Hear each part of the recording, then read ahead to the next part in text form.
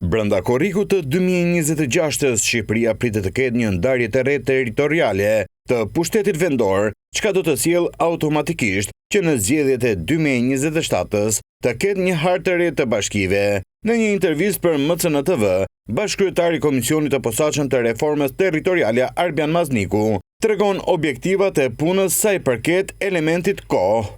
Ne synojmë që brenda korrikut të vitit që vjen të mbyllim pjesën e parë të reformës, që është territorialiteti, pra harta e territorit.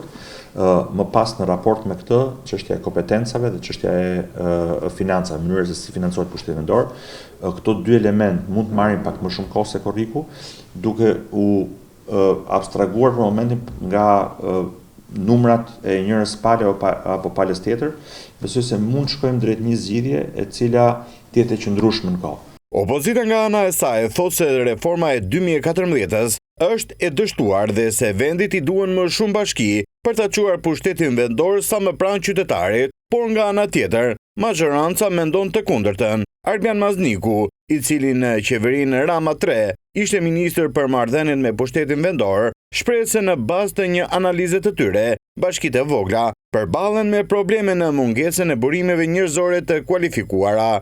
Kanë numrin më të lartë të punonjësve në raport për numrin e banorëve dhe kanë eficiencë të dobët në mbledhjen e taksave.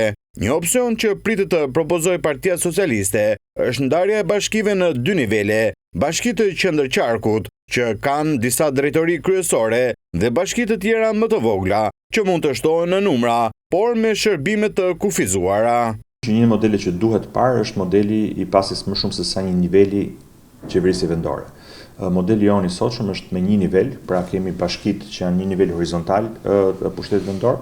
Një pjesë jo e vogël e vendit bashkimor evropian kanë një sistem me 2 nivele, ku kanë një nivel bazik që është më pranë qytetarëve dhe kanë një nivel i cili është më i përmbledhur, niveli i dytë, i cili përmbledh një seri funksionesh që janë pak më të specializuara. Padyshim që ky duhet të jetë një ndër modelet që duhet të diskutohet. Megjithatë, majoranca refuzon të flasë për numra konkret të bashkive, pasi thotë se do të jetë pjesë e diskutimit në komision. Reforma territoriale sipas Maznikut do të ketë një agjendë të ngjeshur, pasi shumë shpejt do të nisë fushatën e takimeve me pushtetin lokal dhe grupet e interesit. Ne synojmë kemi 2 fushatat mëdha të komunikimit me publikun dhe me të dëgjesave masive publike, qofshin to me grupin interesit, me universitetet, me bashkit, padyshim me këshillat e qarqeve, me këshilltarët bashkiak të gjithë vendit. Opozita ka deklaruar se do të jetë pjesë e Komisionit të Reformës Territoriale, por nga ana tjetër nuk mori pjesë në mbledhjen e parë të konstituimit të tij.